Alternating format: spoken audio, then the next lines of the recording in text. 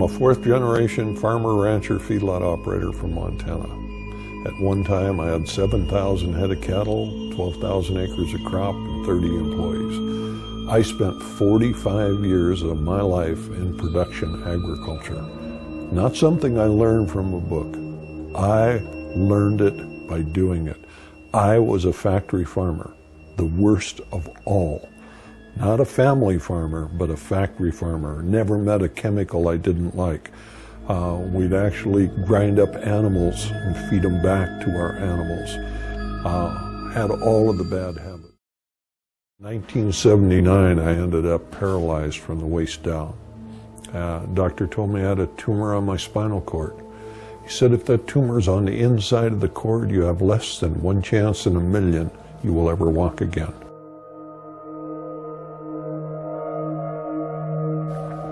Made me stop and think for the first time in my life that I was part of the problem, not part of the solution.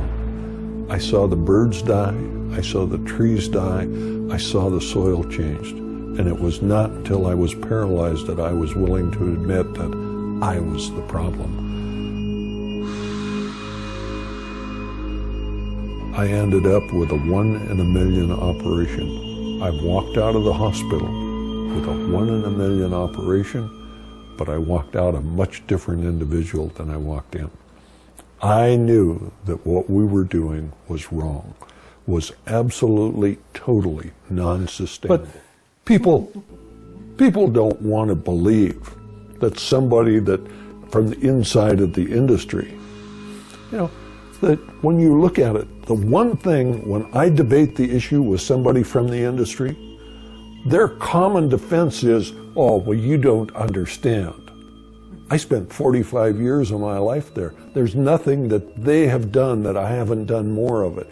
I've milked more cows, I've slopped more pigs, I've fed more animals, and when they tell me I don't understand, I understand.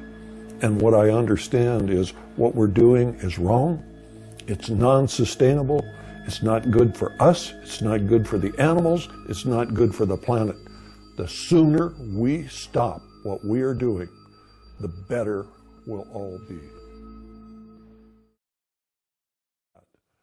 When I went on the Oprah show and I told a few million people that we were grinding up cows and feeding cows, they sued Oprah, Harpo Production, and myself for 6 years in court. Cost us hundreds of thousands of dollars to protect ourselves for telling the truth. Is that free speech not only lives, it rocks. I went out on the road and I started talking to people. I traveled about 100,000 miles a year. It was not unusual for me to do 3 or 4 lectures a day. Some of the groups were large, some of them were small. The largest group I ever talked to was 40,000. The smallest was 2. We should never count the crowd. You never know how many people that are there are going to get the information. My job was not to save the world. My job was to do everything that I could do so people would make better choices. And I've done that now for over 20 years. And I think that when I had the opportunity, I was able to change the way a lot of people thought. Was it going to be enough? I don't know. But I did what I could. It doesn't mean that we should slack off on what we're doing.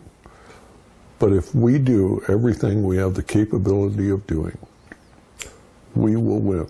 There's no doubt in my mind.